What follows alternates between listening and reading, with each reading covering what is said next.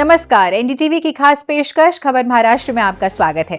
आज हम आपको बताएंगे महाराष्ट्र सरकार के बड़े फैसले, नई योजनाएं और वो अहम कदम जिनसे राज्य तेजी से विकास की राह पर आगे बढ़ रहा है। शुरुआत करते हैं आज की पहली बड़ी खबर के साथ।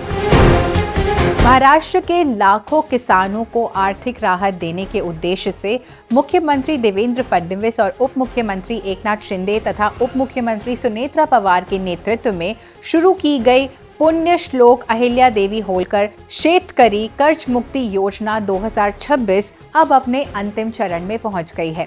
सहकारिता विभाग ने इस योजना के बारे में एक विस्तृत जानकारी वाली पुस्तिका जारी की है। इस पुस्तिका में योजना के नियम, योग्यता की शर्तें और ऑनलाइन प्रक्रिया को स्पष्ट रूप से बताया गया है। जुलाई के दूसरे हफ्ते से पात्र किसानों को लाभ की राशि सीधे उनके लोन अकाउंट में मिलनी शुरू हो जाएगी। इस योजना के 3 स्तरीय प्रावधान के तहत 2 लाख तक के बकाया कृषि ऋण वाले किसानों का पूरा कर्ज माफ किया जाएगा।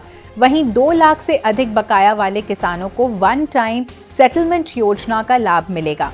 नियमित रूप से ऋण चुकाने वाले किसानों को 50,000 तक की प्रोत्साहन राशि दी जाएगी। महा आईटी के माध्यम से पूरी प्रक्रिया में आधार प्रमाणीकरण को अनिवार्य किया गया है। योजना का लाभ प्राप्त करने के लिए पात्र किसानों को अपने बैंक या आपले सरकार सेवा केंद्र पर जाकर आधार प्रमाणीकरण कराना अनिवार्य होगा। राज्य में महिला किसानों को सशक्त बनाने के लिए एक ऐतिहासिक कदम उठाते हुए विधानसभा ने महाराष्ट्र महिला किसान सशक्तिकरण विधेयक 2026 पर विस्तार से चर्चा की। ये क्रांतिकारी विधेयक खेती में सक्रिय महिलाओं को आधिकारिक पहचान और महिला किसान प्रमाण पत्र प्रदान करेगा। जमीन का मालिकाना हक न होने पर भी पात्र महिला किसानों को कृषि योजनाओं, ऋण, फसल बीमा, प्रशिक्षण और बाजार के अवसरों तक आसानी से पहुंच मिल सकेगी। सोलापुर शहर की यातायात समस्या को दूर करने के लिए NHAI द्वारा प्रस्तावित एलिवेटेड कॉरिडोर परियोजना को लेकर मुंबई में मुख्यमंत्री देवेंद्र फडणवीस की अध्यक्षता में एक उच्च स्तरीय बैठक आयोजित की गई। ओल्ड पुणे नाका से बोरामणि नाका तक लगभग 9.5 किलोमीटर लंबा 4 लेन वाला कॉरिडोर करीब 1000 करोड़ की लागत से बनाया जाएगा, जिससे शहर के चारों ओर एक प्रभावी रिंग रोड विकसित होगी। उन्होंने रेलवे, वन विभाग और नगर निगम को भी आपस में मिलकर काम करने और तय समय सीमा के अंदर सभी प्रशासनिक काम पूरे करने के निर्देश भी दिए हैं।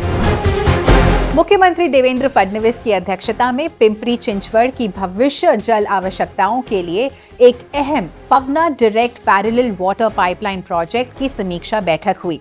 देवेंद्र फडणवीस ने कहा कि शहर में पानी की जरूरतों को ध्यान में रखते हुए ये प्रोजेक्ट किसानों के साथ बातचीत, आपसी भरोसे और उनकी सहमति से ही आगे बढ़ाया जाएगा। उन्होंने प्रशासन को निर्देश दिया कि पुणे मेट्रोपॉलिटन क्षेत्र के लिए साल 2050 तक का पानी आपूर्ति का एक मास्टर प्लान तैयार किया जाए। ये प्रोजेक्ट पवना बांध से निगड़ी वाटर ट्रीटमेंट प्लांट तक साफ पानी को पहुंचाने में मदद करेगा, जिससे शहर में पानी की लगातार सप्लाई बनी रहेगी।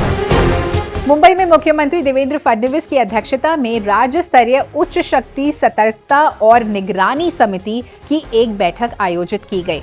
अनुसूचित जाति एवं अनुसूचित जनजाति अधिनियम के तहत दर्ज मामलों में दोषियों को सजा दिलाने की दर बढ़ाने और मामलों के शीघ्र निपटारे के लिए मुख्यमंत्री देवेंद्र फडणवीस ने अधिक अपराध वाले जिलों में फास्ट ट्रैक कोर्ट स्थापित करने के निर्देश दिए हैं। मुंबई के विधान भवन में मुख्यमंत्री देवेंद्र फडणवीस और क्यूबेक के इंटरनेशनल रिलेशंस मंत्री क्रिस्टोफर स्कीट तथा उनके प्रतिनिधिमंडल के बीच एक बैठक आयोजित की गई। मुख्यमंत्री देवेंद्र फडणवीस ने बताया कि भारत में आने वाले कुल विदेशी निवेश का 40% से अधिक हिस्सा महाराष्ट्र में आता है।